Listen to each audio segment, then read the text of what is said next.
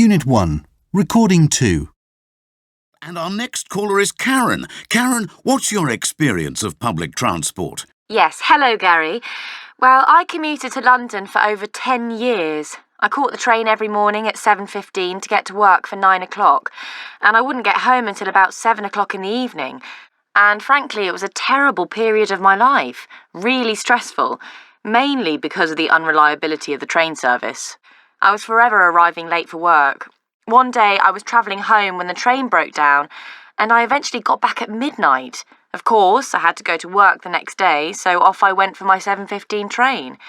I'd been waiting over an hour when they announced that the train was cancelled. That really was the end for me. I arranged with my employer to work at home, and I've been working at home happily for the last 5 years. Of course, it meant a big salary cut, but I haven't regretted it for a moment.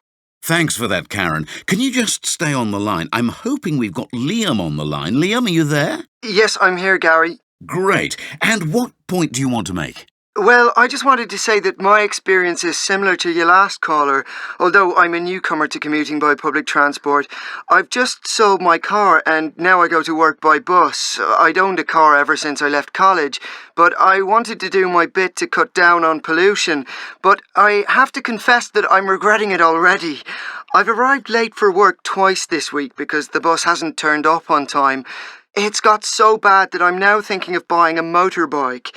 It'll cause less pollution than a car and be more reliable than public transport. Well, it sounds like you're another dissatisfied customer, Liam. But we've also got Sahar on the line, and I think she's more positive. Sahar, are you there? I am, Gary. Good afternoon. Hello, Sahar. What do you want to tell us? Well, I'd like to put in a good word for train travel.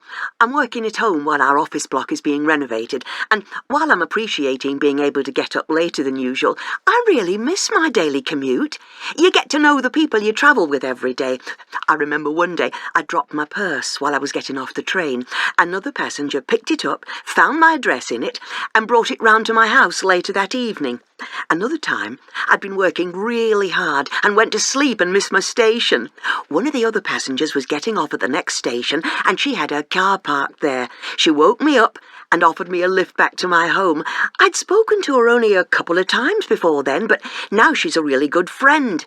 You meet a lot of nice people and become a part of the travelling community. Thanks, Sahar. That's a side of commuting we don't often hear about. Now, somebody else who sees the good side of train journeys. Luca. Are you there, Luca? Yes, indeed. Actually, I'm phoning from the train on my way home from work. And are you having a good journey? Yes, it's been fine.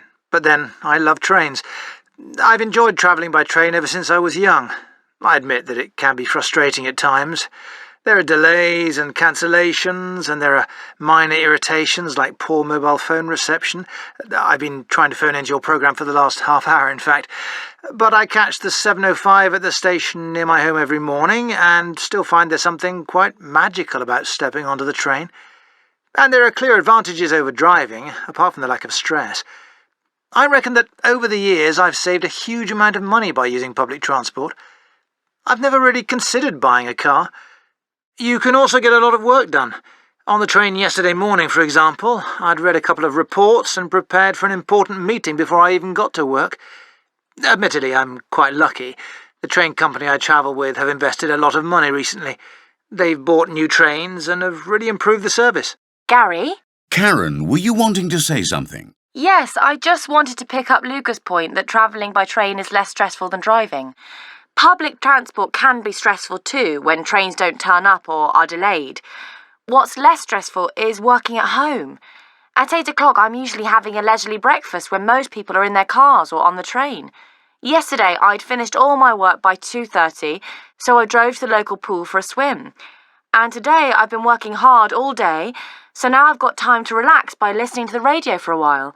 Much better than the stress of commuting. You're very lucky, Karen. We've got another caller on the line.